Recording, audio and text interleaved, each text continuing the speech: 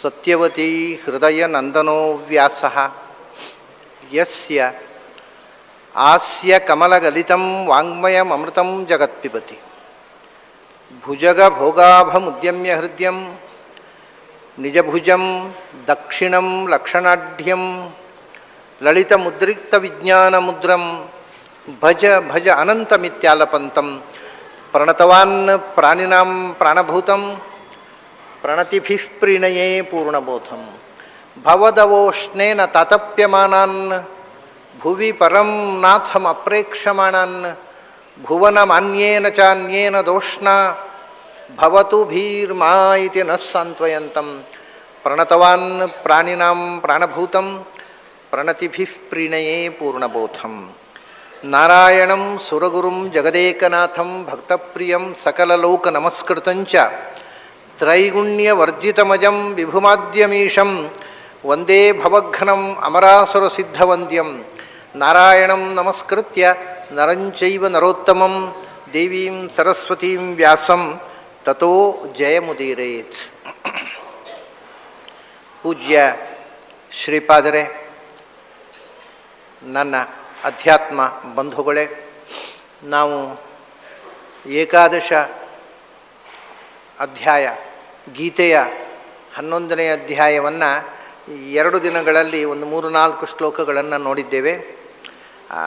ಕೃಷ್ಣ ವಿಶ್ವರೂಪವನ್ನು ತೋರಿಸಲಿಕ್ಕೆ ಪ್ರಾರಂಭಿಕವಾಗಿ ಪ್ರಸ್ತಾವನೆಯಲ್ಲಿ ಬಂದಿರತಕ್ಕಂಥ ಇನ್ನು 1-2 ಶ್ಲೋಕಗಳನ್ನು ಇವತ್ತು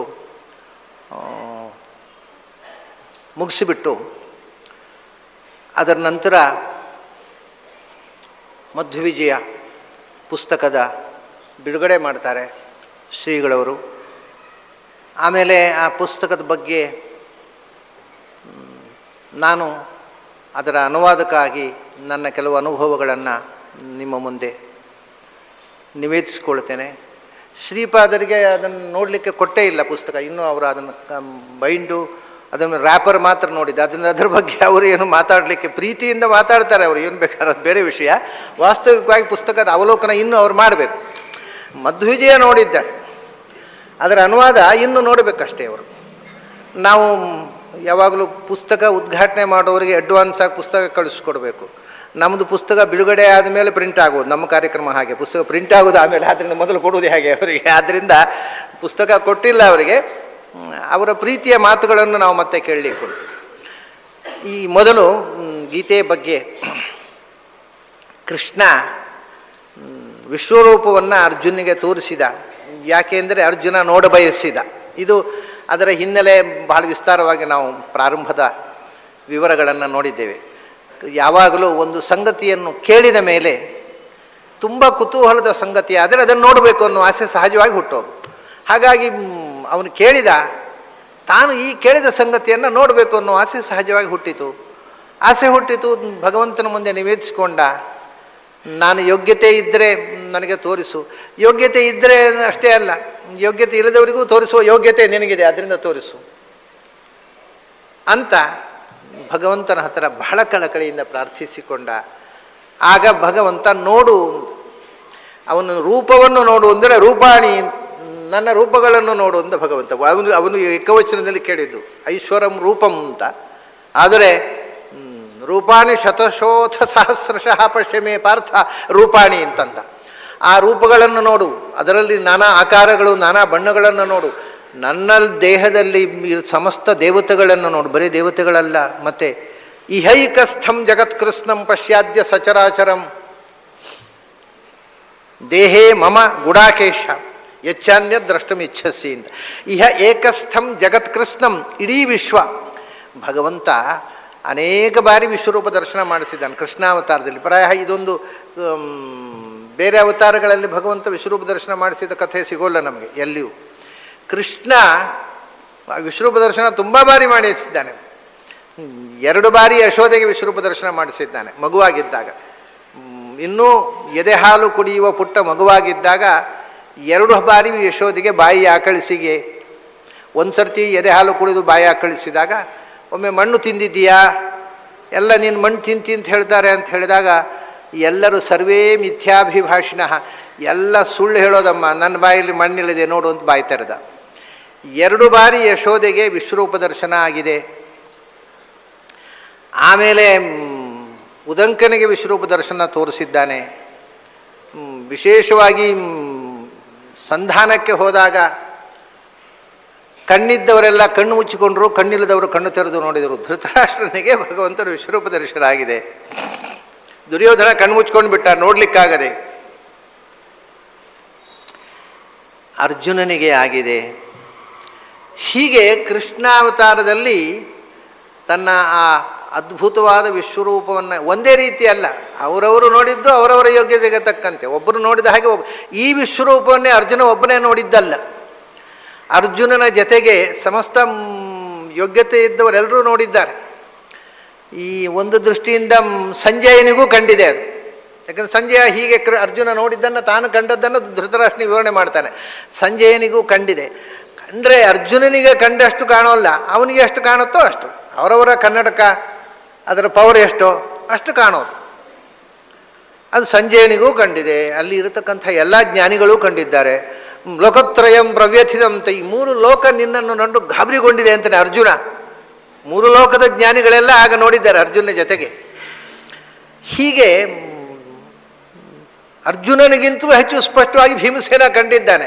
ಅವನು ವರ್ಣನೆ ಮಾಡಲಿಕ್ಕೆ ಹೋಗಲಿಲ್ಲ, ಒಳಗಿಂದ ಮಾನಸಿಕವಾಗಿ ಪ್ರಣಾಮ ಮಾಡಿದ್ದಾನೆ ಭಗವಂತನನ್ನು ಕಂಡು. ಅರ್ಜುನನಿಗಿಂತ ಹೆಚ್ಚು ಯೋಗ್ಯತೆ ಇದ್ದವರಿಗೆ ಇನ್ನೂ ಸ್ಪಷ್ಟವಾಗಿ ಕಂಡಿದೆ. ಅರ್ಜುನನಿಗಿಂತ ಕಮ್ಮಿ ಯೋಗ್ಯತೆ ಇದ್ದವರಿಗೆ ಕಮ್ಮಿ ಕಂಡಿದೆ. ಅರ್ಜುನನ ಸಮಾನ ಯೋಗಕ್ಷೇಮ ಇದ್ದವರಿಗೆ ಅರ್ಜುನನ ಹಾಗೆ ಕಂಡಿದೆ. ಹಾಗೆ ಭಗವಂತನ ವಿಶ್ವರೂಪ ತುಂಬ ಜನ ಕೃಷ್ಣಾವತಾರದಲ್ಲಿ ವಿಶ್ವರೂಪ ದರ್ಶನ ಅನ್ನೋದು ಕೃಷ್ಣನ ಒಂದು ಸ್ಪೆಷಾಲಿಟಿ. ಅದು ಇನ್ಯಾವ ಅವತಾರದಲ್ಲಿ ಅವನು ವಿಶ್ವರೂಪ ದರ್ಶನ ಮಾಡಿಸಲಿಲ್ಲ. ಹೇಳ್ತಾನೆ, ದೇವತೆಗಳನ್ನು ಮಾತ್ರ ಅಲ್ಲ, ನನ್ನ ಬಹುವಿಧವಾದ ರೂಪಗಳನ್ನಲ್ಲ. ಇಹ ಏಕಸ್ಥಂ ಜಗತ್ಕೃಷ್ಣಂ ಪಶ್ಯಾನ್, ಇಡೀ ಜಗತ್ತು ಸಮಸ್ತ ವಿಶ್ವ ಎಲ್ಲ ಬ್ರಹ್ಮಾಂಡದೊಳಗೆ ಏನೇನಿದೆ ಅದು ಎಲ್ಲವೂ ಕೂಡ ಇಲ್ಲಿದೆ. ಯಾಕೆಂದರೆ ಬ್ರಹ್ಮಾಂಡವೇ ನನ್ನ ತಸ್ಯ ಉದರಸ್ಥ ಜಗತಃ, ಇಡೀ ಜಗತ್ತು ನನ್ನ ಹೊಟ್ಟೆ ಒಳಗಿದೆ. ಅದರಿಂದ ನೀನು ನನ್ನನ್ನು ನೋಡಿದರೆ ಇಡೀ ಜಗತ್ತು ಇಲ್ಲಿದೆ. ಇಹ ಏಕಸ್ಥಂ ಜಗತ್ಕೃಷ್ಣಂ ಪಶ್ಯಾದ್ಯ ಸಚರಾಚರಂ, ಚಲಿಸುವ ಚಲಿಸದ, ಚೇತನ ಅಚೇತನ, ಚರ ಅಚರ ಎಲ್ಲ ಪ್ರಪಂಚವು ಸ್ಥಾವರ ಜಂಗಮ ಎಲ್ಲವೂ ಇಲ್ಲಿದೆ ನೋಡು. ಎಲ್ಲಿ? ಮಮ ದೇಹೇ. ಅದನ್ನು ಯಾಕೆ ಹೇಳಿದ ಕೃಷ್ಣ ಅಂದರೆ, ನನ್ನ ದೇಹದಲ್ಲಿ ನೋಡು ಅಂದರೆ ಭಗವಂತನ ದೇಹ ಜ್ಞಾನಾನಂದಮಯ. ಅದು ದೇಹ ರೂಪ ಒಂದು ಮತ್ತು ಅನೇಕ ರೂಪಗಳು ಒಂದೇ. ಅದರಿಂದ ಏಕವಚನ ಬಹುವಚನ ಇದನ್ನೆಲ್ಲ ಹೇಳಿ ಬೇರೆ ಬೇರೆ ಸಂಗತಿಗಳನ್ನು ಅರ್ಜುನ ಸ್ಪಷ್ಟಪಡಿಸಿದ್ದಾನೆ. ಆದರೆ ಈ ಜಗತ್ತನ್ನು ನೋಡು, ಹೇಗೆ ನೋಡುವುದು ಅಂದರೆ ಭಗವಂತನೇ ಜಗತ್ತು, ಅದರಿಂದ ಭಗವಂತ ನೋಡೋ ಜಗತ್ತು ಕಾಣುತ್ತೆ. ಭಗವಂತನೇ ಸಮಸ್ತ ದೇವತಾ ಸ್ವರೂಪ, ಅದರಿಂದ ಕಾಣುತ್ತೆ. ಹಾಗಲ್ಲ, ಮಮ ದೇಹೇ ವಶ್ಯ, ನನ್ನ ದೇಹದಲ್ಲಿ ಆಶ್ರಯಿಸಿಕೊಂಡಿರತಕ್ಕಂಥ ಸಮಸ್ತ ವಿಶ್ವವನ್ನು ನೋಡು, ಜಗತ್ತನ್ನು ನೋಡು. ಭಗವಂತನ ವಿಶ್ವರೂಪ ನೋಡಬೇಕಾಗಿದ್ದರೆ 2 ಅಂಶ ನಮ್ಮಲ್ಲಿ ಆ ಅರ್ಹತೆ ಬೇಕು. ಒಂದು ನಾವು ಪಾರ್ಥರಾಗಬೇಕು, ಒಂದು ನಾವು ಭಾರತರಾಗಬೇಕು ಅಂತ ನಿನ್ನೆ ಅದರ ಬಗ್ಗೆ ಸಾಕಷ್ಟು ವಿವರ ಕೊಟ್ಟಿದ್ದೆ ನಾನು. ಆ ಭಾರತ ಅನ್ನೋ ಒಂದು ಶಬ್ದ ಎಷ್ಟು ಆಳವಾಗಿ ನಮ್ಮನ್ನು ಚಿಂತನೆಗೆ ತೊಡಗಿಸುತ್ತೆ, ಅದರ ಹಿಂದೆ ಇರತಕ್ಕಂಥ ಅರ್ಥದ ವೈಪುಲ್ಯ ಏನು ಅನ್ನೋದನ್ನು ಸುಮಾರು ಹೊತ್ತು ನಾನು ನಿನ್ನೆ ವಿವರಿಸಿದ್ದೇನೆ. ಇನ್ನೊಂದು ಯೋಗ್ಯತೆ ಬೇಕು ಅಂತಾನೆ. ಏನು ಅಂದರೆ ಗುಡಾಕೇಶ. ಇಲ್ಲೇ ಇದ್ದಾನೆ ಗುಡಾಕೇಶ ಅಂತ. ಬಹಳ 1-2-3 ಬಾರಿ ಮಾತ್ರ ಈ ಸಂಬೋಧನೆ ಗೀತೆಯಲ್ಲಿ ಬಂದಿದೆ. ಬೇರೆ ಸಂಬೋಧನೆಗಳೆಲ್ಲ ತುಂಬ ಬಾರಿ ಬಂದಿದೆ. ಪಾರ್ಥ ಭಾರತ ಅನ್ನೋದು ಸಾಕಷ್ಟು ಬಾರಿ. ಅದು ಗುಡಾಕೇಶ ಅನ್ನೋದು ಬಹಳ ವಿರಳವಾಗಿ ಪ್ರಾರಂಭದಲ್ಲಿ ಬಂದಿದೆ, ಮತ್ತೆ ಇಲ್ಲೇ ಬರುವುದದು ಗುಡಾಕೇಶ. ಈ ಶಬ್ದಕ್ಕೆ ಅರ್ಥ ಏನು ಅಂತ ಡಿಕ್ಷನರಿ ನೋಡಿದ್ರೆ ಯಾವ ಡಿಕ್ಷನರಿ ಸರಿಯಾದ ಅರ್ಥ ಇರೋ ಶಬ್ದ ಅಲ್ಲ ಇದು. ಗುಡಾಕ ಅಂತಂದರೆ ಕೆಲವರು ನಾನಾ ವಿಧ. ಗುಡ ಅಂತಂದರೆ ಗುಡ ಪ್ಲಸ್ ಕೇಶ, ಗುಡಾಕ ಪ್ಲಸ್ ಈಶ. ಇದನ್ನು 2 ವಿಧವಾಗಿ ಪ್ರಾಚೀನರು ಅರ್ಥ ಮಾಡಲಿಕ್ಕೆ ಪ್ರಯತ್ನ ಮಾಡಿದ್ದಾರೆ. ಗುಡ ಅಂದರೆ ಒಂದು ಜಾತಿಯ ಕಳ್ಳಿಯ ಗಿಡ, ಕ್ಯಾಕ್ಟಸ್ ಅಂತೇವಲ್ಲ ನಾವು, ಅದು ಅಂತ ಹೇಳ್ತಾರೆ ಕ್ಯಾಕ್ಟಸ್ಸು ಅಂತ. ಅಂದರೆ ಕೆಲವು ವ್ಯಾಖ್ಯಾನಕಾರರು ಈ ವ್ಯಾಖ್ಯಾನಕಾರರು ಹೇಳಿದ್ದನ್ನು ಪೂರಾ ನಂಬಲಿಕ್ಕೆ ಬರೋದಿಲ್ಲ. ಅವು ಕೆಲವು ಮಹಾ ದಡ್ಡರು ಇರ್ತಾರೆ, ಆದರೂ ವ್ಯಾಖ್ಯಾನ ಬರೆದು ಬಿಡ್ತಾರೆ. ಅವು ಅಷ್ಟು ಅವರು ಅಥೆಂಟಿಕ್ ಅಲ್ಲ ಈ ವ್ಯಾಖ್ಯಾನಕಾರರೆಲ್ಲ, ದಡ್ಡರು ವ್ಯಾಖ್ಯಾನ ಬರೆದು ಬಿಡ್ತಾರೆ. ಅಂದರೆ ಗುಡ ಅಂದರೆ ಕಳ್ಳಿ ಗಿಡ ಅಂತ ಕೆಲವು ವ್ಯಾಖ್ಯಾನಕಾರರ ಅಭಿಪ್ರಾಯ. ಅಂದರೆ ಪೊದರಾಗಿ ಅದು ಹೇಗೆ ಬಲ್ಲೆಯಾಗಿ ಬೆಳೀತಕ್ಕಂಥ ಒಂದು ಜಾತಿಯ ಕ್ಯಾಕ್ಟಸ್ಸು, ಅದರಂತೆ ಗುಂಗುರು ಕೂದಲುಳ್ಳವ ಅಂತ ಅರ್ಥ ಅಂತ. ಇದು ಗುಡಾಕೇಶ ಅಂದರೆ ಇದು ಅಷ್ಟು ಒಳ್ಳೆಯ ಅರ್ಥ ಏನೂ ಅಲ್ಲ, ಮತ್ತು ಅದು ಅಷ್ಟು ಅಗತ್ಯವೂ ಅಲ್ಲ. ಕೃಷ್ಣ ಅರ್ಜುನನ ಕೂದಲು ಹೇಗಿದೆ, ಅರ್ಜುನನ ಕಣ್ಣು ಹೇಗಿದೆ, ಅವನ ಹಲ್ಲು ಹೇಗಿದೆ ಅಂತ ವರ್ಣನೆ ಮಾಡಲಿಕ್ಕೆ ನಿಂತವನಲ್ಲ. ಅದು ಬೇರೆ ಕೆಲಸ ಇಲ್ಲದ ಕವಿಗಳಿಗೆ ಆ ಕೆಲಸ ಮಾಡಿದರೆ ಸಾಕು. ಕೃಷ್ಣ ಅದನ್ನು ಮಾಡಬೇಕಾಗಿಲ್ಲ. ಕೃಷ್ಣ ಅದಕ್ಕೆ ಫಿಲಸಾಫಿಕಲ್ ಮೀನಿಂಗ್ ಇರಬೇಕು. ಆಗ ಮಾತ್ರ ಕೃಷ್ಣ ಆ ಮಾತನ್ನು ಬಳಸುವುದನ್ನು, ವ್ಯಾಸರು ಆ ಪದವನ್ನು ಅಲ್ಲಿ ಬಳಸುವುದಕ್ಕೆ ನಾವು ಅರ್ಥ ಹೇಳಾಗುತ್ತೆ. There must be a philosophical meaning and which can be applicable to ourselves. ನಮಗೂ ಅನ್ವಯವಾಗತಕ್ಕಂಥ ಒಂದು ಅರ್ಥ ಇರಬೇಕು. ಗುಡಾಕ ಅಂದರೆ ಇದು ಒಳ್ಳೆಯ ಅರ್ಥ. ಗುಡಾಕ ಅಂದರೆ ಏನು ಗೊತ್ತಾ? ಗುಡ ಅಂದರೆ ಏನೊಂದು ಗೊತ್ತುಂಟല്ലോ ನಿಮಗೆ.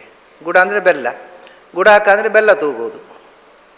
ಬೆಲ್ಲ ತೂಗುವುದು ಅಂದರೆ ಗೊತ್ತುಂಟಲ್ಲ, ಉಪನ್ಯಾಸ ಕೂತ ಕೆಲವರಿಗೆ ಅಲ್ಲೇ ಕಣ್ಮುಚ್ಚಿ ತೂಗ್ತಾರಲ್ಲ, ಅದಕ್ಕೆ ಬೆಲ್ಲ ತೂಗುದು. ಉಪನ್ಯಾಸ ಕೇಳ್ತಾ ಕೇಳ್ತಾ ಕೆಲವರು ಸಮಾಧಿ ಸ್ಥಿತಿಗೆ ಹೋಗಿ ಬೆಲ್ಲ ತೂಗ್ತಾರಲ್ಲ, ಅದಕ್ಕೆ ಗುಡಾಕ ಅಂತ. ಅದು ಗುಡಾಕ ಅಂತಾರೆ.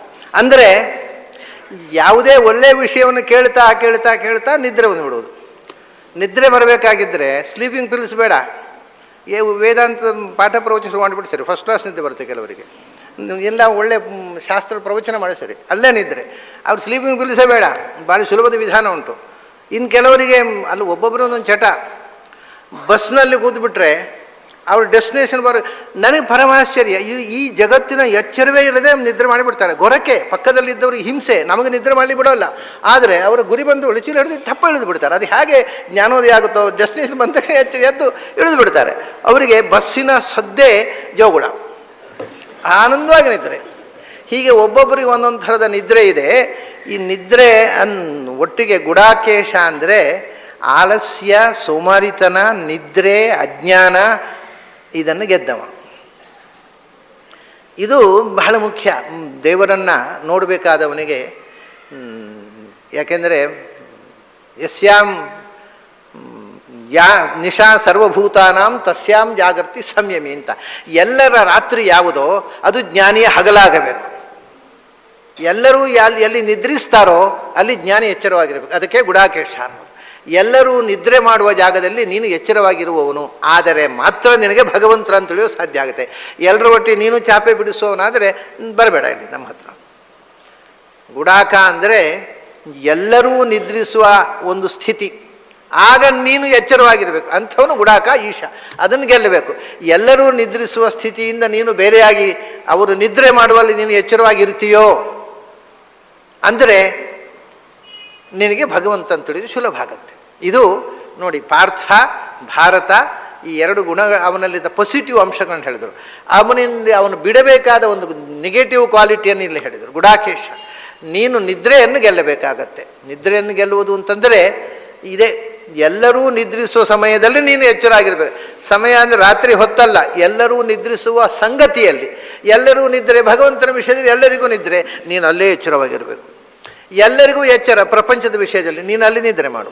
ಇದು ನಿದ್ರೆಯನ್ನು ಗೆಲ್ಲುವುದು ಅಂದರೆ ಎಲ್ಲಿ ನಿದ್ರೆ ಮಾಡಬೇಕೋ ಅಲ್ಲಿ ಮಾಡುವುದು, ಎಲ್ಲಿ ಎಚ್ಚರ ಇರಬೇಕು ಅಲ್ಲಿ ಇರುವುದು. ಅದರಿಂದ ಪ್ರಪಂಚದ ವಿಷಯದಲ್ಲಿ ನಿದ್ರೆ ಮಾಡುವುದು ಅಂದರೆ ಇಂಡಿಫರೆಂಟ್, ಪ್ರಪಂಚದ ವಿಷಯಕ್ಕೆ ತಲೆ ಕೆಡಿಸಿಕೊಳ್ಳದೇ ಇರುವುದು, ಭಗವಂತನ ವಿಷಯಕ್ಕೆ ಸದಾ ಎಚ್ಚರ ಆಗಿರುವುದು.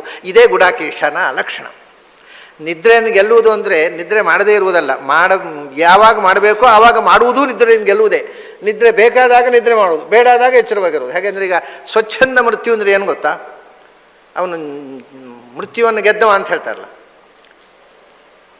ಮೃತ್ಯುವನ್ನು ಗೆದ್ದವ ಅಂದರೆ ಸಾಯದೇ ಇರುವವನಲ್ಲ, ಯಾವಾಗ ಸಾಯಬೇಕು ಅಂತ ಬಯಸೋನು ಆವಾಗ ಸಾಯುವ ಶಕ್ತಿಯೂ ಇರಬೇಕು. ಅವನಿಗೆ ಸ್ವಚ್ಛಂದ ಮೃತ್ಯು ಅನ್ನೋದು.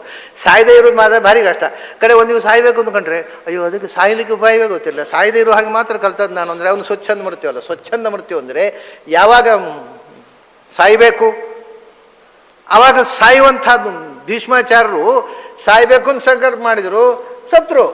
ಮೊದಲು ಸಾಯಬಾರದು ಅಂತ ಸಂಕಲ್ಪ ಮಾಡಿದ್ರು, ಉತ್ತರಾಯಣ ಬರೋವರೆಗೆ ಸಾಯಲಿಲ್ಲ. ಎರಡೂ ಶಕ್ತಿಯು ಇದ್ದಾಗ ಅಂಥವ್ರನ್ನ ಸ್ವಚ್ಛಂದ ಮೃತ್ಯುಗಳು ಅಂತ ಅನ್ನೋದು. ಅದನ್ನ ಮೃತ್ಯುವನ್ನು ಗೆಲ್ಲುವುದು. ಹಾಗೆಯೇ ನಿದ್ರೆಯನ್ನು ಗೆಲ್ಲುವುದು ಅಂದರೆ ನಿದ್ರೆ ಮಾಡಬೇಕು ಅಂದಾಗ ಬರಬೇಕು. ನಿದ್ರೆಯನ್ನು ಗೆದ್ದು ಬಿಟ್ಟಿದ್ದೇನು ಸ್ವಾಮಿ, ಈಗ ನಿದ್ರೆ ಮಾಡಬೇಕು ಅಂದರೆ ಸ್ಲೀಪಿಂಗ್ ಪಿಲ್ಸ್ ತಗೊಂಡ್ರು ಬರೋಲ್ಲ ಅಂದರೆ ಅವನು ಯಾವ ಗುಡಾಕೇಶ ಅಲ್ಲ. ಅದರಿಂದ ನಿದ್ರೆ ಬೇಕು ಅಂದಾಗ ಬರಬೇಕು, ಬೇಡ ಅಂದಾಗ ಅವನು ಗುಡಾಕೇಶ.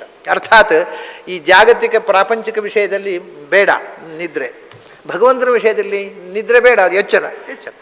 ಈ ರೀತಿ ಎಲ್ಲಿ ಎಚ್ಚರ ಆಗಿರಬೇಕು ಅಲ್ಲಿ ಪೂರ್ಣ ಪ್ರಮಾಣದ ಎಚ್ಚರ, ಎಲ್ಲಿ ಎಚ್ಚರದ ಅಗತ್ಯ ಇಲ್ವೋ ಅಲ್ಲಿ ನಿದ್ರೆ. ಈ ಸ್ಥಿತಿಯನ್ನು ತಲುಪಿದವನನ್ನು ಗುಡಾಕೇಶ ಅಂತಾರೆ. ಅರ್ಜುನನನ್ನು ಕೃಷ್ಣ ನೀನು ಗುಡಾಕೇಶ ಆಗಬೇಕು.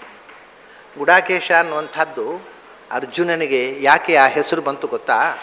ಕೃಷ್ಣ ಅದನ್ನು ಅಧ್ಯಾತ್ಮದಲ್ಲಿ ಬಹಳ ಮುಖ್ಯವಾದ ಕ್ವಾಲಿಟಿ ಅಂತ ಉಲ್ಲೇಖ ಮಾಡ್ತಾನೆ.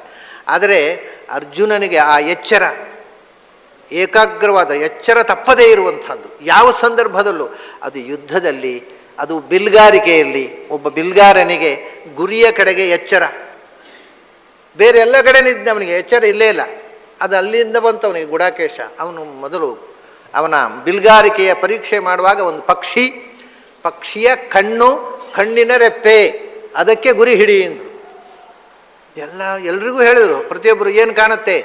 ಮರ ಕಾಣುತ್ತೆ, ಮರದಲ್ಲಿ ಪಕ್ಷಿ ಕಾಣುತ್ತೆ, ಪಕ್ಷಿಯಲ್ಲಿ ಕಣ್ಣು ಕಾಣುತ್ತೆ, ಕಣ್ಣಿನಲ್ಲಿ ರೆಪ್ಪೆ ಕಾಣುತ್ತೆ ಅಂದರು. ಹೋಗ್ರೋ ನೀವೆಲ್ಲ ಪ್ರಯೋಜಕ ಅಂತ ಕಳಿಸ್ಬಿಟ್ರು ಎಲ್ಲ ಹುಡುಗರನ್ನ. ಅದಕ್ಕೆ ಅರ್ಜುನನು, ನೋಡಪ್ಪ, ಮರದಲ್ಲಿ ಒಂದು ಪಕ್ಷಿಯ ಮುಖದಲ್ಲಿ ಕಣ್ಣಿನ ರೆಪ್ಪೆ, ಅದರಲ್ಲಿ ಕಣ್ಣು ಕಾನ್ಸಂಟ್ರೇಟ್ ಮಾಡು, ಅದಕ್ಕೆ ನೀನು ಬಾಣ ಬಿಡಬೇಕು. ಆಯಿತು. ಏನು ಕಾಣುತ್ತೆ? ಮರ ಕಾಣೋಲ್ಲ, ಪಕ್ಷಿ ಕಾಣೋಲ್ಲ, ಕಣ್ಣು ಕಾಣೋಲ್ಲ, ಯಾರ್ದು ಇವಂದಲ್ಲ ಪಕ್ಷಿದ್ದು, ಕಣ್ಣು ಕಾಣೋಲ್ಲ, ರೆಪ್ಪೆ ಕಾಣುತ್ತೆ ಅಂದ. ಸೊ ಇದು ಗುಡಾಕೇಶ. ಉಳಿದ ವಿಷಯದಲ್ಲಿ ಗುಡಾಕ ಏನೂ ಕಾಣೋಲ್ಲ, ನಿದ್ರಾಸ್ಥಿತಿ ಅದು. ಆದರೆ ಯಾವುದು ತಿಳಿಬೇಕೋ ಅದರಲ್ಲಿ ಮಾತ್ರ ಕಾನ್ಸಂಟ್ರೇಷನ್. ಆಗ ಅವನಿಗೆ ಗುಡಾಕೇಶ ಅಂತ ಟೈಟಲ್ ಬಂತು. ಆ ಬಿಲ್ಗಾರಿಕೆಯಲ್ಲಿ ಗುಡಾಕೇಶ, ಕೃಷ್ಣದಲ್ಲಿ ಬಿಲ್ಗಾರಿಕೆಯಲ್ಲಿ ಗುಡಾಕೇಶ ಅಷ್ಟೇ ಅಲ್ಲ, ಶರಕೃತ್ ಅಂತ ಈ ಮಾತನ್ನು 24 ಜನ ಗುರುಗಳು ಅವಧೂತ ಹೇಳುವಾಗ, ಬಿಲ್ಗಾರನು ಒಬ್ಬ ಅಧ್ಯಾತ್ಮ ಸಾಧಕನಿಗೆ ಗುರು. ನಾನು ಕಲಿತದ್ದೇ ಬಿಲ್ಗಾರ್ನಿಂದ, ಬಾಣ ಬಿಡಲಿಕ್ಕೆ ಅಂತ ಗುರಿ ಹಿಡಿತಾ ಇದ್ದಾನೆ, ಪಕ್ಕದಲ್ಲೇ ಮಹಾರಾಜರು ಹೋಗ್ತಾ ಇದ್ದಾರೆ, ಅವನು ನೋಡೇ ಇಲ್ಲ. ಯಾಕೆಂದರೆ ಅವನಿಗೆ ಗುರಿ ಮುಖ್ಯ. ಆ ಗುರಿಯ ಏಕಾಗ್ರತೆ ಎನ್ನುವಂಥದ್ದು ಬಹಳ ಮುಖ್ಯ. ಅವನಿಂದ ನಾನು ಅಧ್ಯಾತ್ಮದ ಏಕಾಗ್ರತೆಯ ಪಾಠವನ್ನು ಕಲಿತೆ. ಅದಕ್ಕೋಸ್ಕರ ಕೃಷ್ಣ ಹೇಳ್ತಾನೆ, ನಿನ್ನ ಬಿಲ್ಗಾರಿಕೆಯ ಗುಡಾಕೇಶತನಕ್ಕೆ ಮಣ್ಣು ಬೀಳಲಿ, ಅದು ಇಲ್ಲದಿದ್ರೂ ನಡೀತದೆ. ಆದರೆ ಅಧ್ಯಾತ್ಮದಲ್ಲಿ ಪ್ರಣವೋಧನು ಶರೋಹ್ಯಾತ್ಮ ಬ್ರಹ್ಮತಲ್ ಲಕ್ಷ ಮುಚ್ಯತೆ, ಭಗವಂತನಿಗೆ ಬಾಣ ಬಿಡಬೇಕು ನೀನು. ಇದು ಒಂದು ಬಿಲ್ಗಾರಿಕೆನೆ. ವೇದ ಹೇಳುತ್ತೆ, ಬಿಲ್ಲು ಯಾವುದು? ಓಂಕಾರದ ಬಿಲ್ಲಿನಲ್ಲಿ ನಿನ್ನ ಮನಸ್ಸು ಅನ್ನತಕ್ಕಂಥ ಬಾಣವನ್ನು ಹೂಡಿ ಭಗವಂತನ ಮೇಲೆ ಎಸೆಯೋದನ್ನು. ಅರ್ಥಾತ್ ಮನಸ್ಸಿನಲ್ಲಿ ಓಂಕಾರದ ಧ್ಯಾನ ಮಾಡಿ ಭಗವಂತನನ್ನು ಸಾಕ್ಷಾತ್ಕರಿಸಿಕೋ ಅಂತ. ಓಂಕಾರದ ಬಿಲ್ಲಿಗೆ ಮನಸ್ಸಿನ ಬಾಣವನ್ನು ಹೂಡಿ ಭಗವಂತನೆಂಬ ಗುರಿಗೆ ಅದನ್ನು ಕಳಿಸಿಬಿಡುವಂಥ. ಅಂದರೆ ಓಂಕಾರದ ಮೂಲಕ ಭಗವಂತನ ಧ್ಯಾನ ಮಾಡುವಂತ ಹೇಳೋದನ್ನು. ಹಾಗೆ ಇದು ಒಂದು ಬಿಲ್ಗಾರಿಕೆ. ಈ ಬಿಲ್ಗಾರಿಕೆಯಲ್ಲಿ ಒಂದು ಚೂರು ಎಚ್ಚರ ತಪ್ಪಿದರೆ ಗುರಿ ತಪ್ಪುತ್ತೆ. ಅದಕ್ಕೆ ಗುಡಾಕೇಶ ಆಗಬೇಕು. ಅದರಿಂದ ಅಂಥ ಎಚ್ಚರದಿಂದ ನೀನು ನೋಡಿದರೆ ಇಡೀ ವಿಶ್ವ ನನ್ನೊಳಗೆ ಕಾಣುತ್ತೆ. ಮಮ ದೇಹೇ ಗುಡಾಕೇಶ. ಇಡೀ ವಿಶ್ವ ದೇವತೆಗಳು ಅಷ್ಟೇಂದಲ್ಲ, ಮತ್ತೆ ನಿನಗೆ ಏನು ನೋಡಬೇಕು ಅಂತ ಉಂಟು ಅದೆಲ್ಲ ಈಗಿನ ವಿಶ್ವ ಅಲ್ಲ, ಹಿಂದೆ ಆಗಿ ಹೋದ ವಿಶ್ವ, ಇನ್ನು ಮುಂದೆ ಆಗುವ ವಿಶ್ವ, ಇನ್ನು ಮುಂದಿನ ಸೃಷ್ಟಿಯಲ್ಲಿ ಏನಾಗುತ್ತೆ ಅದು ನೋಡಬೇಕು ನಿನಗೆ ಆಸೆ ಇದ್ದರೆ ನೀನು ಬಯಸು, ನಾನು ತೋರಿಸ್ತೇನೆ. ಹಿಂದೆ ಅನಂತ ಕೋಟಿ ಬ್ರಹ್ಮಾಂಡಗಳಾಗಿ ಹೋದವಲ್ಲ, ಅದನ್ನು ನೋಡಬೇಕು ನಿನಗೆ ಬಯಕೆ ಇದ್ದರೆ ಬಯಸು, ತೋರಿಸ್ತೇನೆ. ಅನ್ಯದ್ರಷ್ಟು ಮಿಚ್ಛಿಸಿ. ನಿನಗೇನು ನೋಡಬೇಕು ಅಂತ ಆಸೆ ಉಂಟೋ ಅದನ್ನು ಪ್ರಾರ್ಥನೆ ಮಾಡಿ ಬಯಸು. ನಿನ್ನ ಮನಸ್ಸು ಏನನ್ನು ಬಯಸುತ್ತೆ ಅದನ್ನು ನೀನು ನೋಡ್ತೀಯ ನನ್ನಲ್ಲಿ. ಆದರೆ ಒಂದು ವಿಷಯ, ನತುಮಾಂ ಶಕ್ಯಸೇ ದ್ರಷ್ಟು ಮನೇನೈವ ಸ್ವಚಕ್ಷುಷ. ನಿನ್ನ ಈ ಕಣ್ಣಿನಿಂದ ನನ್ನನ್ನು ನೋಡ್ಲಿಕ್ಕಾಗೋದಿಲ್ಲ. ಅದಕ್ಕೆ ಎಕ್ಸ್ರೇ ಬೇಕು, ಸ್ಕ್ಯಾನಿಂಗ್. ಒಳಗಿದ್ದದನ್ನು ಎಕ್ಸ್ರೇ ಫೋಟೋಗ್ರಫಿಯಿಂದ ಬೇರೆ ಉಂಟಲ್ಲ, ಈ ಕ್ಯಾಮ್ರಾದಲ್ಲಿ ತೆಗೆದ್ರೆ ಒಳಗಿದ್ದದ್ದು ಬರೋಲ್ಲ. ಆದ್ದರಿಂದ ಒಳಗೆ ಇದ್ದದ್ದು ಕಾಣಬೇಕು. ನನ್ನ ಉದರದ ಒಳಗೆ ಇರತಕ್ಕಂಥ ಸಂಗತಿಯನ್ನು ನೀನು ಕಾಣಬೇಕು. ನತುಮಾಂ ಶಕ್ಯಸೇ ದ್ರಷ್ಟು ಅನೇನೈವ ಸ್ವಚಕ್ಷುಷ. ಈಗ ನೀನು ಪ್ರಪಂಚವನ್ನು ನೋಡುವ, ಈ ಕಣ್ಣು ಎಚ್ಚರವಾಗಿದ್ದರೆ ಒಳಗಿದ್ದದ್ದು ಕಾಣೋಲ್ಲ. ಆ ಕಣ್ಣು ಎಚ್ಚರ ಆಗಬೇಕು, ಒಳಗಣ್ಣು ಎಚ್ಚರ ಆಗಬೇಕು, ಈ ಕಣ್ಣು ನಿದ್ರೆ ಮಾಡಬೇಕು. ಇದು ಉಪಯೋಗವೇ ಇಲ್ಲ. ಇದನ್ನು ಕಣ್ಣು ಮುಚ್ಚಿಕೊಂಡ್ರು ಏನೋ ತೊಂದರೆ. ಇದನ್ನು ನೀನು ತೆರೆದಿಟ್ಟು ನೋಡಬೇಕಾದ್ದೇನೂ ಇಲ್ಲ. ನೀನು ಕಣ್ಣು ಮುಚ್ಚಿ ಕೂತರೂ ನಿನಗೆ ಕಾಣುತ್ತೆ. ಯಾಕೆಂದರೆ ನೋಡುವುದು ನೀನು ಒಳಗಣ್ಣಿನಿಂದ ಹೊರತು ಹೊರಗಣ್ಣಿನಿಂದ ಅಲ್ಲ. ಅದರಿಂದ ಹೇಳ್ತಾನೆ, ನತುಮಾಂ ಶಕ್ಯಸೇ ದ್ರಷ್ಟುಂ ಅನೇನೈವ ಸ್ವಚಕ್ಷುಷ. ಈ ಗಣ್ಣಿನಿಂದಲೇ ನಿನಗೆ ಈಗ ಇರತಕ್ಕ ಏನು ಹೊರಗಣ್ಣು, ನನ್ನ ಕಣ್ಣು ಅಂತ ನಾವು ಹೇಳಿದೆ. ಸ್ವಚಕ್ಷುಷ್ ಅಂತಾನೆ ಬೇಕು ಅಂತ. ನೀನು ಯಾವುದನ್ನು ನನ್ನ ಕಣ್ಣು, ಎಲ್ಲವನ್ನು ನೋಡಲಿಕ್ಕೆ ದೇವರು ಕೊಟ್ಟ ಕಣ್ಣು, ಈ 2 ಕಣ್ಣಿನಿಂದ ನಾನು ಏನನ್ನು ಬೇಕಾದ್ರೆ ನೋಡಬಲ್ಲೆ ಅಂತ ತಿಳ್ಕೊಂಡಿದ್ದೀಯಲ್ಲ, ಅದರಿಂದ ನೋಡಲಿಕ್ಕೆ ಆಗೋದಿಲ್ಲ. ಯಾಕೆಂದರೆ ಆ ಕಣ್ಣಿಗೆ ಮತ್ತು ಕಿವಿಗೆ, ಈ ಎಲ್ಲ ಇಂದ್ರಿಯಗಳಿಗೆ ಒಂದು ಮಿತಿ ಇದೆ. ಅದು ಗ್ರಹಣ ಮಾಡತಕ್ಕಂಥ ಒಂದು ರೇಂಜ್ ಇದೆ. ಆ ರೇಂಜಿಗಿಂತ ಆಚೆಗೆ ಹೋದರೂ ಅದು ಗ್ರಹಣ ಮಾಡೋದಿಲ್ಲ, ರೇಂಜಿಗಿಂತ ಈಚೆಗೆ ಬಂದರೂ ಗ್ರಹಣ ಮಾಡೋದಿಲ್ಲ. ಆ ಫ್ರೀಕ್ವೆನ್ಸಿಗಿಂತ ಕಮ್ಮಿ ಇದ್ದರೂ ಅದು ಸೂಕ್ಷ್ಮ ಆದರೂ ಕಾಣಿಸೋದಿಲ್ಲ, ಅದಕ್ಕಿಂತ ಸ್ಥೂಲ ಆದರೂ ಕಾಣಿಸೋದಿಲ್ಲ. ಹಾಗೆಯೇ ಕಿವಿಗೆ ಶಬ್ದ ಒಂದು ರೇಂಜ್ ಇದೆ, ಅದಕ್ಕಿಂತ ದೊಡ್ಡ ಶಬ್ದ ಆದರೂ ಕೇಳಿಸೋಲ್ಲ, ಅದಕ್ಕಿಂತ ಸಣ್ಣ ಶಬ್ದ ಆದರೂ ಕೇಳಿಸೋಲ್ಲ, ಅದಕ್ಕಿಂತ ಬೃಹತ್ತಾದ ರೂಪ ಆದರೂ ಕಾಣಿಸೋಲ್ಲ, ಅದಕ್ಕಿಂತ ಸೂಕ್ಷ್ಮ ರೂಪ ಆದರೂ ಕಾಣಿಸೋಲ್ಲ. ಈ ಎಲ್ಲಕ್ಕೂ ಒಂದು ಮಿತಿ ಇದೆ. ಆ ರೇಂಜಿನ ಆಚೆಗೂ ಹೋಗೋಲ್ಲ, ಅದು ಈಚೆಗೂ ಹೋಗೋಲ್ಲ. ಆದ್ದರಿಂದ ಇದು ತೂ ಅಂತ. ತೂ ಅಂದರೆ ಆ ರೇಂಜು ಮೀರಿ ಇರತಕ್ಕಂಥ ವಸ್ತುವನ್ನು ನೋಡುವ ಶಕ್ತಿ, ಆ ವಿಶೇಷ ನಿನ್ನ ಕಣ್ಣಿಗೆ ಇಲ್ಲ, ಯಾರ ಕಣ್ಣಿಗೂ ಇಲ್ಲ. ಮತ್ತೆ ದಿವ್ಯಂ ದದಾಮಿತೆ ಚಕ್ಷು, ಅದನ್ನು ನೋಡುವುದಕ್ಕೋಸ್ಕರ a divine eye is required ಅಂತ. ಡಿವೈನ್ ದಿವ್ಯ ಅನ್ನುವುದನ್ನೇ ದಿವ್ಯಂ ಅಂತೇವೆ, ಅದನ್ನು ಇಂಗ್ಲೀಷ್ನ ಡಿವೈನ್ ಅಂತಾರೆ. ನಾನು ಯಾವಾಗಲೂ ಹೇಳ್ತೇನಲ್ಲ, ಅದು ಕಳ್ಳರ ಭಾಷೆ ಅಂತ. ಸಂಸ್ಕೃತ ಶಬ್ದಗಳನ್ನೇ ಕದ್ದು ಸ್ವಲ್ಪ ವಿಕಾರ ಮಾಡಿ ಇಂಗ್ಲೀಷ್ ಶಬ್ದ ಮಾಡಿಕೊಳ್ತಾರೆ ಅವರು. ದಿವ್ಯಂ ಅನ್ನೋದು ಡಿವೈನ್ ಅಂತ ಹೇಳಿಬಿಟ್ರೆ ಇಂಗ್ಲೀಷ್ ಆಗುತ್ತೆ ಅಷ್ಟೇ. ಅದು ನೋಡಿ, ಈಗ ಅನೇಕ ಸರ್ತಿ ಹೇಳಿದ್ದೇನೆ ನಾನು, ನಮ್ಮಲ್ಲಿ ಕೆಲವು ಜನರಿಗೆ ಟೀಪಾಯ್, ಟೇಬಲ್ನ ಎದುರು ಅಂದರೆ ಟೀಪಾಯ್ ಅಂದರೆ ಇಂಗ್ಲೀಷ್ ಶಬ್ದ ಅಂತ ತಿಳ್ಕೊಂಡಿದ್ದಾರೆ ಬಹಳ ಜನ. ಟೀಪಾಯ್ ಅಂದರೆ ಟೀ ತಂದಿಡುವಂಥ ಪೀಠ ಅಂತ, ಟೀ ಸ್ಟ್ಯಾಂಡು ಅಂತ ಬಹಳ ಜನ ತಿಳ್ಕೊಂಡಿದ್ದಾರೆ. ಟೀ ಅನ್ನೋದು ಇಂಗ್ಲೀಷ್ ಶಬ್ದ, ಅದರಿಂದ tea Pai must be on English word ಅಲ್ಲ. ಟೀ ಪಾಯ್ ಅಂದರೆ ಅದು ನಿಜವಾಗಿ ತ್ರಿಪಾತ್ ಅನ್ನುವಂಥ ಸಂಸ್ಕೃತ ಶಬ್ದದಿಂದ ಕದ್ದು ಬಂದ ಶಬ್ದ. 3 ಕಾಲಿನ ಕುರ್ಚಿ, ಮುಕ್ಕಳೆ ಅಂತ ಹೇಳ್ತಾರಲ್ಲ, ಅದಕ್ಕೆ ಟೀ ಪಾಯ್ ಅನ್ನೋದು. ಟೀ ಅನ್ನೋದು 3 ಅನ್ನೋದರಿಂದ ಹುಟ್ಟಿ ಶಬ್ದ. ಟೀ ಇಡ್ಲಿಕ್ಕೆ ಇರುವುದಲ್ಲ, ಅದ್ರಲ್ಲಿ ಟೀ ಇಡ್ಬೋದು, ಕಾಫಿ ಇಡ್ಬೋದು, ಏನು ಹಾಲು ಇಡ್ಬೋದು, ನೀರು ಇಡ್ಬೋದು, ಶರಾಬು ಇಡ್ಬೋದು. ಅದಕ್ಕೆ ಶರಾಬು ಪಾಯಿಯೂ ಅಲ್ಲ, ಕಾಫಿ ಪಾಯಿಯೂ ಅಲ್ಲ, ಟೀ ಪಾಲ್, ಅದು ತ್ರಿಪಾತ್.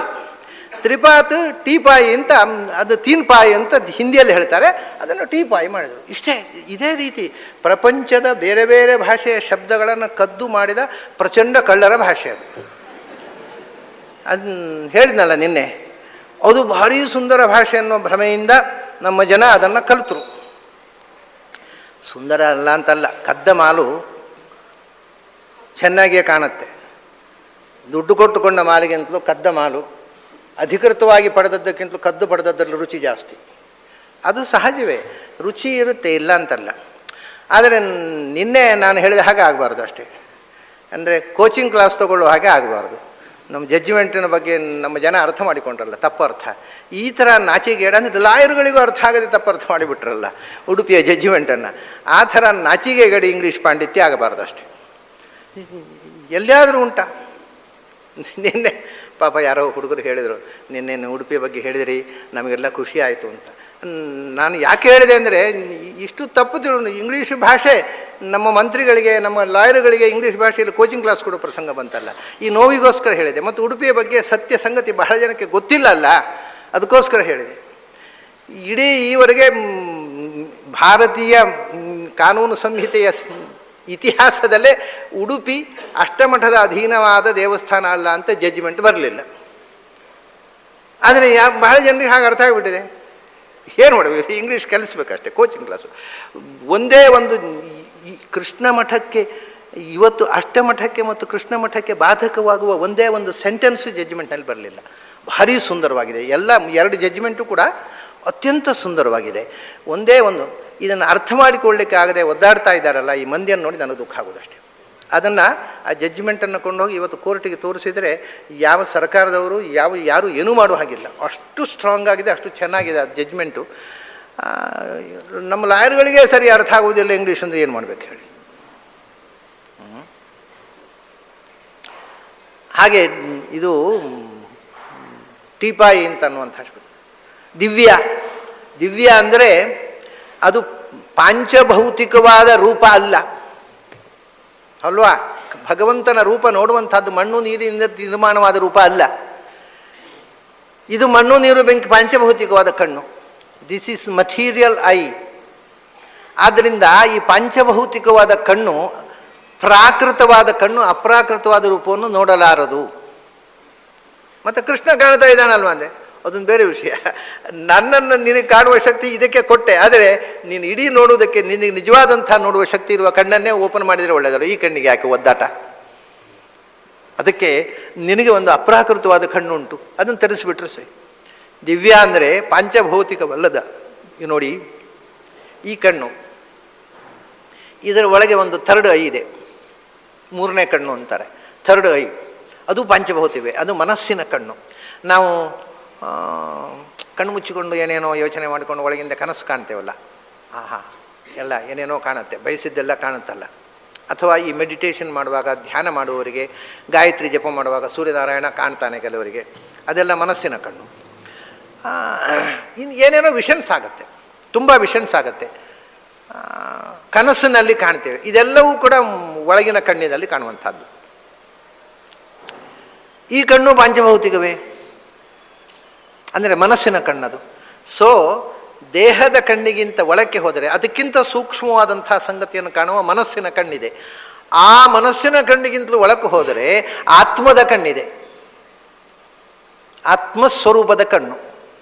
ಅದು ಜಡ ಅಲ್ಲ, ಅದು ಜ್ಞಾನಾನಂದ ಸ್ವರೂಪ, ಅದು ಅಪಾಂಚಭೌತಿಕ.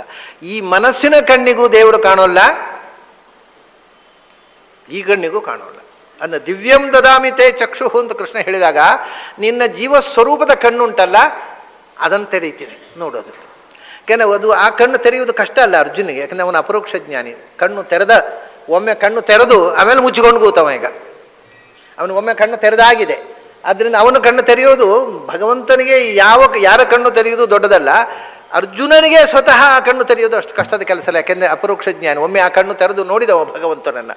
ಅದರಿಂದ ಅದು ನೆನಪು ಮಾಡಿದ ತಕ್ಷಣ ಹೌದಲ್ಲ, ಒಳಗಣ್ಣು ತೆರೆಯಪ್ಪ ಕಾಣುತ್ತೆ ಅಂದಾಗ ಅವನಿಗೆ ಅದು ನೆನಪದು ಕೂಡಲೇ ಜಾಗೃತ ಆಗುತ್ತೆ. ನಷ್ಟೋ ಮೋಹ ಸ್ಮೃತಿರ್ಲಬ್ಧ ಅಂತ ನೆನಪಾಗ್ಬಿಡುತ್ತೆ. ಕಷ್ಟ ಇಲ್ಲ ತೆರೆಸಲಿಕ್ಕೆ. ಈ ಬೇರೆ ಯಾರನ್ನಾದ್ರೂ ಅದನ್ನು ತೆರೆಸಿದಾಗ ಒಂಚೂರು ತೋರಿಸಿ ಅಂದರೆ ಹೇಗೆ ತೋರಿಸೋದು? ಆತ್ಮದ ಕಣ್ಣು, ಆತ್ಮ ಅಂದರೆ ಏನು ಅಂತ ಗೊತ್ತಿಲ್ಲ, ಆತ್ಮದ ಕಣ್ಣೊಂದು ಏನೋ ಗೊತ್ತಿಲ್ಲ, ತೆರೆಯುವುದೊಂದು ಏನೋ ಇವನಿಗೆ ಆಗಲ್ಲ, ಗೊತ್ತಿದೆ, ಇವನಿಗೆ ಆತ್ಮ ಗೊತ್ತಿದೆ. ಭಗವಂತನ ಪ್ರತಿಬಿಂಬ ನಾನು, ಈ ಬಿಂಬರೂಪನಾದ ಭಗವಂತನನ್ನು ಈ ಪ್ರತಿಬಿಂಬದ ಕಣ್ಣಿನಿಂದ ಕಂಡಮಾವ. ಆತ್ಮೇಂದ್ರಿಯ ಮನೋಯುಕ್ತಂ, ಆತ್ಮಸ್ವರೂಪಭೂತವಾದ ಇಂದ್ರಿಯ ಕಣ್ಣು, ಅದರಿಂದ ಕೂಡಿದಮಾವ. ಹಾಗಾಗಿ ಅಂಥ ನಿನ್ನ ಸ್ವರೂಪದ ಕಣ್ಣು ಮೂರನೇ ಕಣ್ಣು. ಆ ಹೊರಗಿನ ಕಣ್ಣು ಒಂದು, ಮನಸ್ಸಿನ ಕಣ್ಣು ಎರಡನೇದ್ದು, ಆ ಆತ್ಮಸ್ವರೂಪದ ಕಣ್ಣು ಮೂರನೇ ಕಣ್ಣು. ಅದಕ್ಕೆ ನಾನು ಇದನ್ನು ಒಳಗಣ್ಣು ಅಂತ ಕರೀತೇನೆ. ಇದು ಕಣ್ಣು ಅಷ್ಟೇ, ಹೊರಗಣ್ಣು. ಅದು ಒಳಗಣ್ಣು. ಆ ಒಳಗಣ್ಣಿನ ಆಚೆಗೆ ಇನ್ನೊಂದು ಕಣ್ಣು ಉಂಟಲ್ಲ, ಅದು ಒಳಗಣ್ಣು ಅಷ್ಟೇ ಅಲ್ಲ, ಅದು ತಿಳಿಗಣ್ಣು ಅಂತ. ಅಂದರೆ ಸಂಗತಿಯನ್ನು, ನಿಜವಾದ ಸಂಗತಿಯನ್ನು ತಿಳಿಯೋ ಕಣ್ಣು. ಮತ್ತು ತಿಳಿಯಾಗಿ ಸ್ವಚ್ಛವಾಗಿ, ವಿಪರೀತ ಜ್ಞಾನ ಬರುವುದೇ ಇಲ್ಲ ಅದರಿಂದ, ಯಥಾರ್ಥವಾದ್ದನ್ನು ಮಾತ್ರ ಗ್ರಹಿಸುವ ಕಣ್ಣು. ಅದಕ್ಕೆ ನಾವು ಕನ್ನಡದಲ್ಲಿ ತಿಳಿಗಣ್ಣು ಅಂತ ಕರೀಬಹುದು. ಅದು ದಿವ್ಯ ಚಕ್ಷುಸು ಅಂದರೆ ತಿಳಿಗಣ್ಣು. ನಮಗೆ ಈ ಹೊರಗಿನ ಕಣ್ಣಿಗೆ ಕಾಣದಂಥ ಸತ್ಯವನ್ನು ಕಾಣಿಸುವ ಸ್ವರೂಪಭೂತವಾದ ಚೈತನ್ಯಮಯವಾದ ಜ್ಞಾನಾನಂದಮಯವಾದ ಅಪಂಚಭೌತಿಕವಾದ ಅಪ್ರಾಕೃತವಾದ ಕಣ್ಣು. ದಿವ್ಯಂ ದದಾಮಿತೆ ಚಕ್ಷುಹು, ಅದನ್ನು ನೀನು ಕೊಟ್ಟಿದ್ದೇನೆ ಅಂದರೆ ಅದು ಇದೆ, ಅದನ್ನು ತೆರೆಯುವ ಶಕ್ತಿ ಕೊಟ್ಟಿದ್ದೇನೆ ಅಂತ ಅರ್ಥ. ಕಣ್ಣು ಕೊಟ್ಟದಲ್ಲ, ಕಣ್ಣು ಇದ್ದೆ, ಅನಾದಿ ಕಾಲದಿಂದ ಇದೆ ಕಣ್ಣು. ಆದರೆ ಕೊಡುವುದು ಅಂದರೆ ಏನು? ಈಗ ದೇವರು ಇಲ್ಲಿ ಬಂದು ಸನ್ನಿಹಿತನಾಗು ಅಂದರೆ ಏನು? ದೇವರು ಅನಾದಿ ಕಾಲದಿಂದ ಸನ್ನಿಹಿತನಾಗಿದ್ದಾನೆ. ಭಗವಂತ ನನ್ನ ಹೃದಯದಲ್ಲಿ ಬಂದು ನೆಲೆಸು, ಸದಾ ಎನ್ನ ಹೃದಯದಲ್ಲಿ ವಾಸ ಮಾಡು ಶ್ರೀಹರಿ ಅಂತ ದಾಸರು ಯಾಕೆ ಕಿರಿಚಿಕೊಂಡ್ರು? ಅದೇನು ವಾಸ ಮಾಡ್ತಾ ಇದ್ದಾನೆ ಅಂತ ಗೊತ್ತಿಲ್ವಾ? ಗೊತ್ತಿಲ್ಲ, ಅದೇ ಕಷ್ಟ. ವಾಸ ಮಾಡ್ತಾ ಇದ್ದಾನೆ ಅಂತ ನಮ್ಗೆ ಗೊತ್ತಿಲ್ಲ, ಅರಿವು ಕೊಡು ಅಂತ ಅರ್ಥ. ಹಾಗೆಯೇ ಕಣ್ಣು ಇದೆ ಅನ್ನೋದು ಗೊತ್ತಿಲ್ಲ, ತೆರೆಯುವುದು ಗೊತ್ತಿಲ್ಲ. ನಿನಗೆ ಕಣ್ಣು ಕೊಡ್ತೇನೆ ಅಂದರೆ ಕಣ್ಣು ತೆರೆಯುವ ಶಕ್ತಿ ಕೊಡ್ತೇನೆ ಅಂತ ಅರ್ಥ. ತೆರೆದು ನೋಡು, ನಿನ್ನ ಸ್ವರೂಪದ ಕಣ್ಣು ತೆರೆದು ನೋಡು, ಎಲ್ಲ ಕಡೆಯೂ ನನ್ನನ್ನು ನೋಡ್ತೀಯ. ದಿವ್ಯಂ ದದಾಮಿತೆ ಚಕ್ಷುಹು ಪಶ್ಯಮೇ ಯೋಗಮೈಶ್ವರಂ. ಆ ಸರ್ವಸಮರ್ಥವಾದ ಭಗವಂತನ ಆ ಯೋಗ ಅಂದರೆ ಆ ಸರ್ವಯೋಗ, ಎಲ್ಲ ಶಕ್ತಿಗಳ ಸಮಾವೇಶ, ಆ ಸರ್ವ ಸಾಮರ್ಥ್ಯ, ಆಮ್ನಿ ಪ್ರೆಸೆನ್ಸ್ ಅಂಥ ನನ್ನ ಸರ್ವಶಕ್ತತೆಯ ಒಂದು ಆವಿಷ್ಕಾರವನ್ನು, ಅದರಿಂದ ತುಂಬಿರತಕ್ಕಂಥ ಅನಂತ ರೂಪಗಳನ್ನು ನೋಡು ಅಂಥೇಳಿ ಭಗವಂತ ಹೇಳಿ ಅವನ ಎದುರು ತೆರ್ಕೊಂಡು ಬಿಡ್ತಾನೆ. ಆವಾಗ ಅರ್ಜುನ ಇಡೀ ಪ್ರಪಂಚದ ಎಲ್ಲ ಅದ್ಭುತಗಳನ್ನು, ಎಲ್ಲ ದೇವತೆಗಳನ್ನು ಮತ್ತು ಅಲ್ಲಿ ಇರತಕ್ಕಂಥ ಒಬ್ಬೊಬ್ಬ ವ್ಯಕ್ತಿಯೊಳಗೂ ಇರತಕ್ಕ ಭಗವಂತನ ರೂಪವನ್ನು ನೋಡಿಬಿಡ್ತಾನೆ. ನೋಡಿ ಮುಂದೆ ಏನಾಗುತ್ತೆ ಅಂತಕ್ಕಂಥದ್ದು ಮುಂದಿನ ಸಂಗತಿ. ಹೀಗೆ ಆ ವಿಶ್ವರೂಪದ ದರ್ಶನೆಗೆ ಪ್ರಸ್ತಾವನೆಯಾಗಿ ಕೃಷ್ಣ ಹೇಳಿದ ಮಾತುಗಳನ್ನು ನಾವು ಈ 3 ದಿವಸಗಳಲ್ಲಿ ಚಿಂತನೆ ಮಾಡಿದೆವು. ಅಲ್ಲಿಗೆ ಈ ಬಾರಿಯ ಗೀತೆಯ ಚಿಂತನವನ್ನು ಮುಗಿಸಿ ನಾವೀಗ ನಾರಾಯಣ ಪಂಡಿತಾಚಾರ್ಯರು ಬರೆದಿರ್ತಕ್ಕ, ನಾನು 3 ದಿವಸದಿಂದ ಹೇಳ್ತಾ ಇದ್ದೇನಲ್ಲ, ನಾರಾಯಣ ಪಂಡಿತಾಚಾರ್ಯರು ಬರೆದಂಥ ಶ್ರೀ ಮಧ್ವವಿಜಯ, ಅದರ ಕನ್ನಡ ಅನುವಾದ, ಅದನ್ನು ಶ್ರೀಗಳವರು ಅಂದರೆ ನಾನು ಇವಾಗ ಒಂದು ಅಪೂರ್ವ ಸಂಗತಿ ಅದು. ಯಾಕೆಂದರೆ ಅದೇ ಹೇಳ್ತಾರೆ, ನಾನು ಎಲ್ಲ ಅನುವಾದ ಮಾಡಿದ್ದಾರೆ. ಎಲ್ಲ ಅನುವಾದ ಮಾಡಿದ್ದು ಯಾವುದನ್ನು? ಅದು ಸುನಾರಾಯಣ ಪಂಡಿತಾಚಾರ್ಯ ಬರೆದ ಸುಮಧ್ವಿಜಯವನ್ನು. ನಾರಾಯಣ ಪಂಡಿತಾಚಾರ್ಯ ಬರೆದ ಮಧ್ವಿಜಯ ಯಾರೂ ಮಾಡೇ ಇಲ್ಲ ಇವರಿಗೆ. ಭಾರಿ ಆಶ್ಚರ್ಯ ಅಲ್ವಾ? ಅದಕ್ಕೆ ನಾರಾಯಣ ಪಂಡಿತಾಚಾರ್ಯ ಬರೆದ ನಿಜವಾದ ಮಧ್ವಿಜಯ ಅದು ತೆರ್ಕೋಬೇಕು ಅಂತ. ಅದಕ್ಕೂ ಅದು ಸುಮಧ್ವಿಜಯ ಮಧ್ವಿಜಯ ಆಗಬೇಕಾಗಿದ್ದರೂ ಒಂದು ದಿವ್ಯ ಚಕ್ಷು ಬೇಕಾಗುತ್ತೆ. ಸಾಮಾನ್ಯದವರಿಗೆ ತಲೆಗೆ ಹೋಗೋದಿಲ್ಲ, ಹೇಳಿದ್ರು ತಲೆ. ಅದ್ರ ಎಷ್ಟು ದಡ್ಡತನ ನಮ್ಮಲ್ಲಿ ತುಂಬಿ ಹೋಗಿದೆ ಅಂದರೆ, ಅದು ಬಾಯಿಪಾಠ ಸುಮಧ್ವಿಜಯ ಸುಮಧ್ವಿಜಯ ಹೇಳಿ ಹೇಳಿ ಹೇಳಿ ಅದು ಅದರ ಹೆಸರಲ್ಲ, ಅದರ ಮಧ್ವಿಜಯ ಅದರ ಹೆಸರು.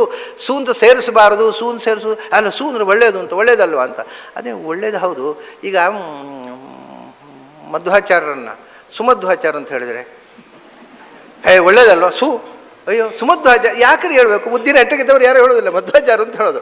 ಅದು ಸುಮಧ್ವಾಚಾರ್ಯರು ಸುಪೂರ್ಣ ಪ್ರಜ್ಞರು ಹೇಳಿದರೆ ಏನೋ ಸ್ವಲ್ಪ ಸೈಕಿಕ್ ಇರಬೇಕು ಕಾಣುತ್ತೆ, ಪ್ರಾಣಿ ಸರಿ ಇಲ್ಲ ಅಂತ ಕಾಣುತ್ತೆ. ಸುಪೂರ್ಣ ಪ್ರಜ್ಞರು ಸುಮಧ್ವಾಚಾರ್ಯರು, ಸ್ವಾನಂದ ತೀರ್ಥರು ಕಾವ್ಯದಲ್ಲಿ ಬರೀಬಹುದು.